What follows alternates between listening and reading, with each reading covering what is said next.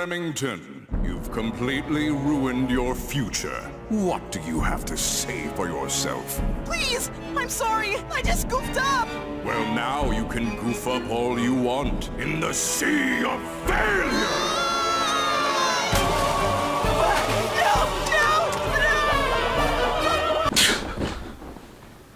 That was a weird nightmare.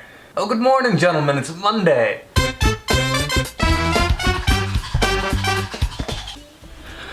Growing up, I was never a huge fan of school or learning in general. I took a lot of opportunities to play with friends or play Minecraft or basically any opportunity that I got that wasn't related to working or learning, I took.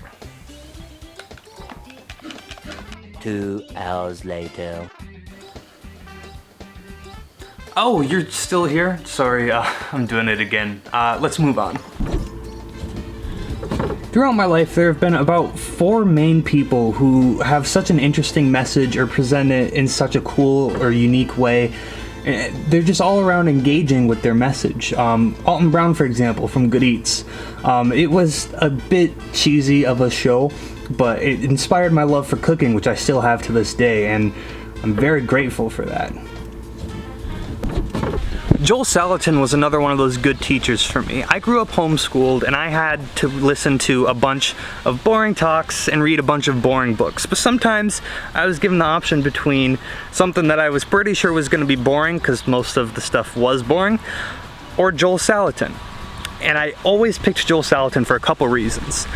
First of all, he's just a funny and interesting guy. I like his personality and his style.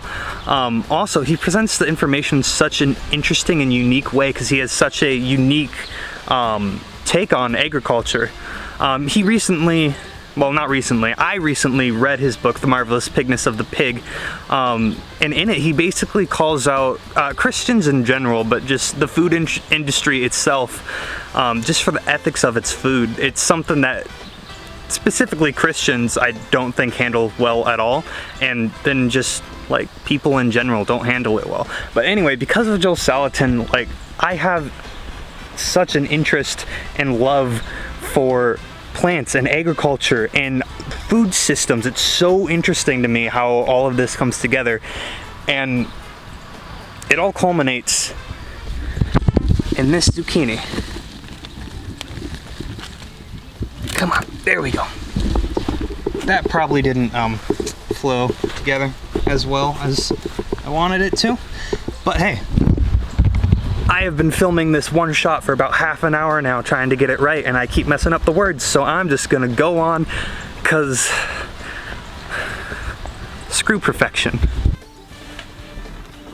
My youth pastor, Travis Hughesby, was also one of those great teachers that I had throughout my life. I was lucky enough to be in his class. I remember the first time that I was in his class. We were going over the book of James, which I had been memorizing for a thing called Bible quizzing. Basically, you memorize the book of the Bible and then you get asked questions on a team. It's complicated. I'll probably make a video about that itself at some point.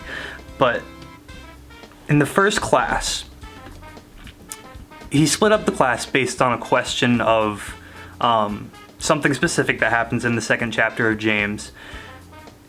And we had to do a deep dive analysis of the passage and of its history and the original Greek that it was written in, and I fell in love with it.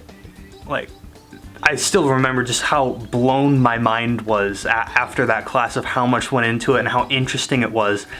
And even though my views on Christianity and the Bible have really done a 180 in the past couple years, I'm still tremendously interested in it. It really opened my mind to how much actually goes into studying the Bible and interpreting it. And even though I still may not believe in it the way I did back then, I still think that the study of the Bible as a historical document is super interesting and has a ton of historical value. And last up, I just want to mention Destin Sandlin of Smarter Every Day. Future Rem here. Past Rem gushed on about Destin Sandlin for about 3 minutes, but the video's over now because of time limit, so I'll see you guys later. Bye.